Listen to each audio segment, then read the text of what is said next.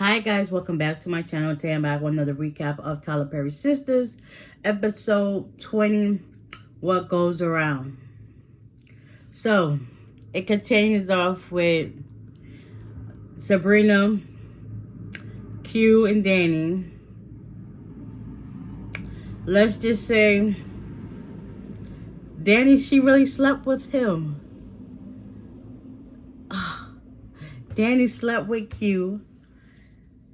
And once Sabrina told her, like, he's the reason why I went to jail and he robbed the bank or not, Danny still wasn't like, she wasn't grasping it like Sabrina wanted her to grasp it.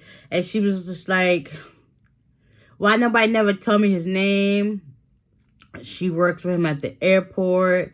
And she didn't put two and two together that, Logan and him, like, she was just clueless in her own little world. And then Sabrina was like, this really brings back how you was in college. And Danny was like, well, I'm single and I want what I want. I like my freedom and stuff like that. But it's just like, you doing too much. Like, why do you keep repeating the pattern? Like, this gotta work.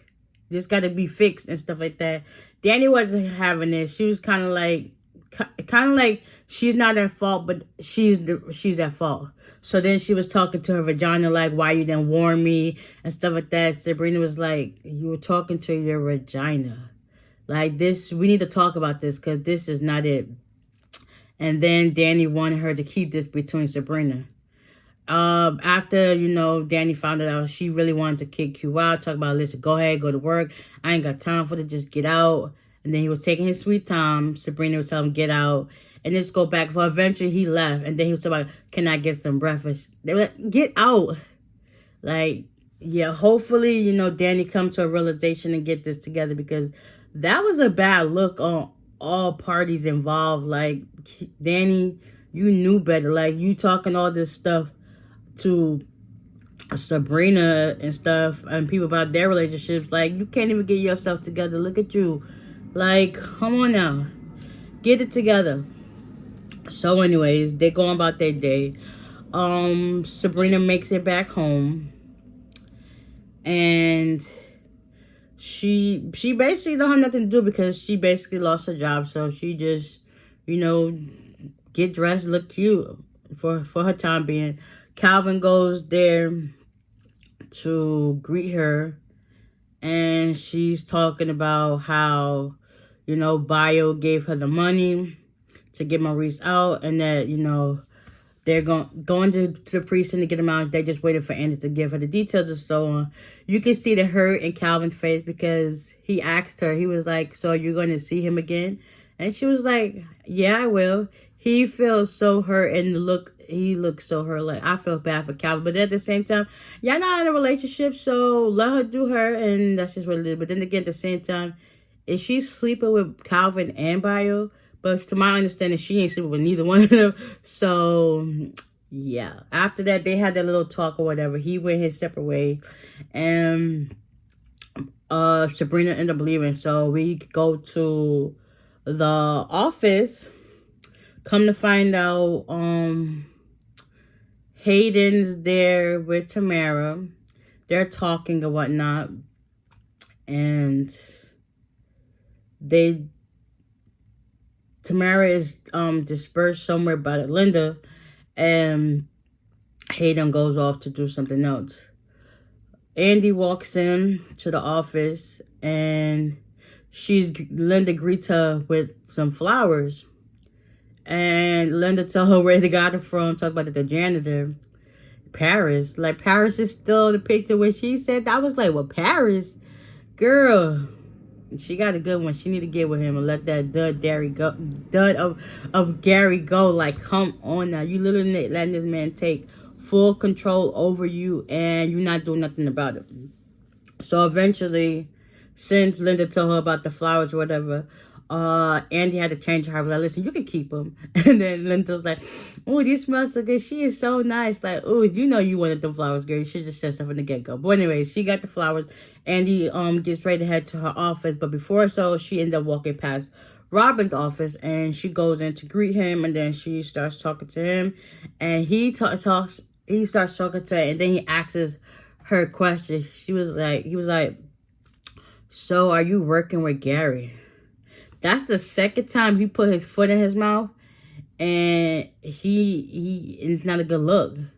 So basically, Andy was taken aback, like, why would you even say that? So after, they said what they said, she basically told him, like, listen, I'm not trying to work with him because I'm trying to come up for partners. So I want to, secure my spot. And he was like, I know he felt stupid when she said that. He was like, well, oh, so basically you just doing that for your own personal gain. Yeah, I was trying to protect myself because, if we end up losing the company, at least I made partner and I can do what I want. If that makes sense. So yeah, Robin was about to tell her some stuff about Gary and Hayden. She was like, "Listen, don't tell me about it. I don't want to hear it." So things were said, and she was like, "Listen, I'm sorry for trying to help you, but from here on out, you're on your own. Like, I feel a certain type of way about this because at first you're my boss, and I slept with you." So it's like, I'm just trying to be cautious and courteous and, look out for my best interests at her because, this can be taken way, way, way different. And basically, she puts Robert in her place. But you know what I also don't like, and I wish you would do? Keep that same energy with Gary because, like, he be playing in your face and you don't be seeing nothing. You just be, like, blind and oblivious. Like, all the penis in the world, that ain't it, sis. Like, get it together. Like, put him in his place like you do Robin. Like, you be shutting him down in a heartbeat. And he a boss. You know what? I don't understand why he won't fire her. Like, she be coming at him reckless. Even though he be saying the little stick stuff he be saying to her. She just be taking it with a grain of salt and be like, yeah, I'm a partner. I'm trying to get to my partner. So, I guess, I'm trying to tone it down or whatever the case may be. But anyways, she do to keep that same energy with Gary that she do with Robin. Moving right along. Oh, I also left out from Sistas. Hayden and Gary had their meeting with Robin. Come to find out, Gary talked to the loan shark people, and now he's requested an additional $3 million that Robin has come up with. So now he got to figure out a way to come up with the money, and they was going back and forth. So basically, Robin told Gary and Hayden that he'll have the money by 5 o'clock the same day. And we're going to see if he come up with the money. You need to just leave Robin alone. Like, listen, Andy don't want him no more. She said what she said to him, and just let it be. Gary, get off their back. Let this man have his company and his job. And that's just what it is. Because Andy should have been kicked your behind to the curb. If you know what I mean.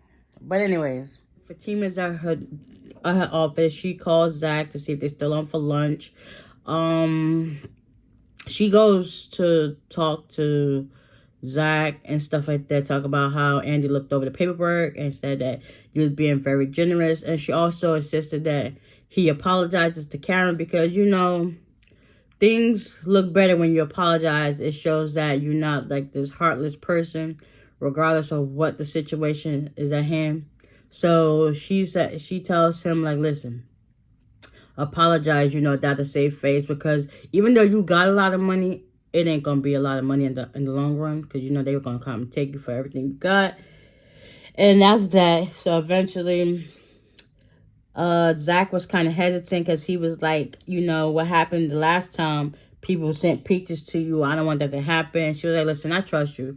Just do what you gotta do, and that's just what it is. I love you, and if I didn't love you, I wouldn't be doing half the stuff I did. So they had their little piece, and, she said, I'll see you at lunch. So before, I guess, Fatima goes to check in on Andy, she goes to the front desk where Linda is and asks her some questions or whatever the case would be. And she was like, so she's seen Tara there.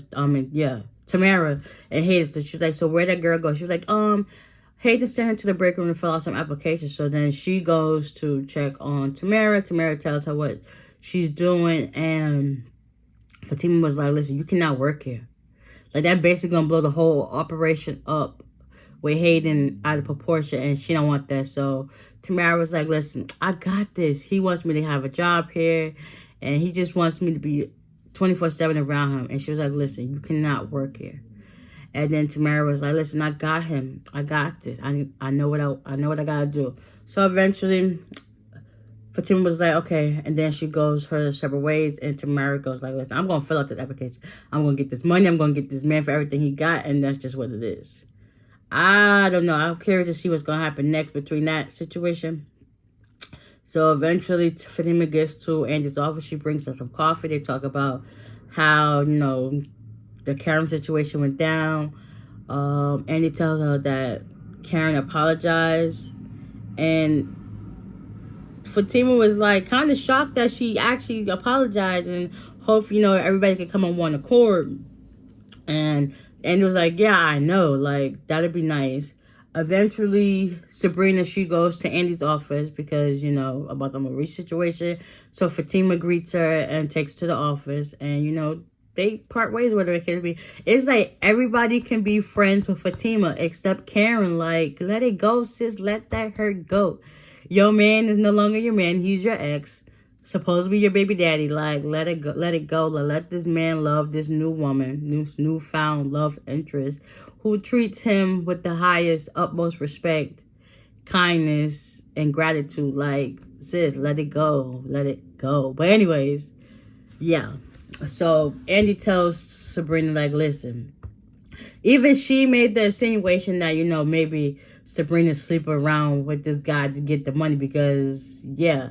So Sabrina flipped it on him like, listen, Gary could buy you a penthouse and Rolls Royce. Why can't somebody be nice and do that stuff to me? Like, make it make sense. I'm not that type of person that gets around like that. So Andy was like, yeah, my bad. So Sabrina tells Andy that Calvin's gonna meet her at the precinct so they can get Marisa, and Andy gives her all the information. He was like, yeah, good luck on that, and just keep me posted and call this number, stuff like that. So that was that. But yeah, this episode, it really didn't have that much going on and stuff like that. Then Sabrina also tells Andy about the Danny situation and Q, and she was like, yeah, we gotta go talk to her. We're gonna go meet her up at her job, well, at her house after she gets off work, and you call Karen so that we can put this into play. So yeah, I think that's everything that's happened so far in this episode. There wasn't really too much going on. We didn't really get to see Karen. So yeah, this was kind of it, I believe. I hope I'm not missing nothing. But anyway, if I am missing something, let me know in the comment section down below. I hope you guys enjoyed this recap of season 5, episode 20, what goes around. So with that being said, I will see y'all in the next one.